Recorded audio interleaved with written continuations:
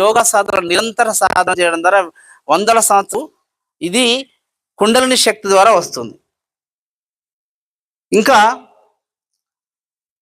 మన శరీరంలో ఆహారంలో నవధాన్యాలు తీసుకుంటే మంచి నవధాన్యాలు ఇప్పుడు అన్నీ కూడా చిరుధాన్యాలు ఆహారంలో వస్తున్నాయి. నవధాన్యాలని ఆహారంలోకి తీసుకుంటే రోగ నిరోధక శక్తి పెరిగి రోగాలు లేకుండా ఉండడానికి అవకాశం ఉంటుంది. మన శరీరంలో పంచ కర్మేంద్రియాలు ఉన్నాయి, పంచ జ్ఞానేంద్రియాలు ఉన్నాయి. వీటి ద్వారా మన శరీరం పూర్తిగా పనిచేస్తుంది. యోగ సాధన చేయడం ద్వారా విశిష్టమైన వ్యక్తిగా మీరు ఉండటానికి అవకాశం ఉంటుంది.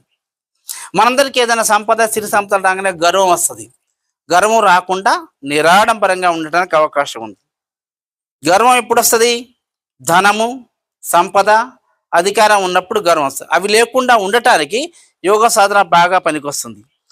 మాకురు ధనజన యవ్వన గర్వం హరతి నిమేషయ మకిలం బుద్ధ్వ బ్రహ్మపదం త్వం ప్రవేశ విదిత్వ. ఎప్పుడైనా ధనం ఉందని, అధికారం ఉందని, నియమటి మంది మార్బ యవ్వన శక్తి, వయసు, ఉడుకు రక్తం ఉందని ఎప్పుడు గర్వపడకూడదు. ఎందుకంటే ఏ నిమిషానికి ఏం జరుగుతుందో తెలియదు. ఈ ప్రపంచంలో ఎప్పుడు మనము దీన్ని నుంచి నిష్క్రమిస్తామో తెలియదు. నిద్రపోయిన తర్వాత తెల్లారి లేస్తామో లేదో తెలియదు. కాబట్టి నిమిత్తమైన ఈ జీవితానికి గర్వం ఎందుకు, పొగరు ఎందుకు, అవన్నీ తగ్గించుకోవాలి. అదంతా కూడా యోగా సాధన ద్వారా వస్తుంది. ఉత్తమమైన సాధకుల ప్రచారం చేయడం ద్వారా మీకు వస్తుంది. ఆనందమైన జీవితం కోసం, ప్రశాంతమైన జీవితం కోసం ఆసనాలు, ప్రాణాయామం, ధ్యానం సాధన చేయటం ద్వారా ప్రశాంతంగా జీవించడం. నిస్సంగత్వం నిస్సంగత్వే నిర్మోహత్వం, నిర్మోహత్వే నిశ్చలతత్వం, నిర్మోహత్వే నిశ్చలతత్వం, నిశ్చలతత్వే జీవన ముక్తి.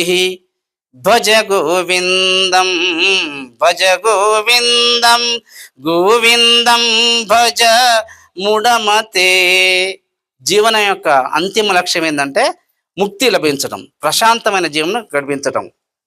మీరందరూ ఇంతసేపు ఉపన్యాసమని మీ అందరికీ ప్రత్యేక అభినందనలు.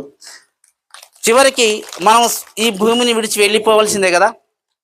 ధనాన్ని భూమి పశుష్ట గోష్ఠి నారీగ్రోధర జన శ్మశన చేస్తాం ప్రళౌక మార్గ కర్మాన్ని గోగచ్చ జీవయక. ధనము, భూములు, పశు సంపద అంతా కూడా ఎక్కడిదక్కడే ఉండిపోతుంది. నారీ గృహ ద్వారే, నీ ఎమ్మటి భార్య కూడా రాదు, ఇంటి దగ్గరే అక్కడ ఉంటుంది.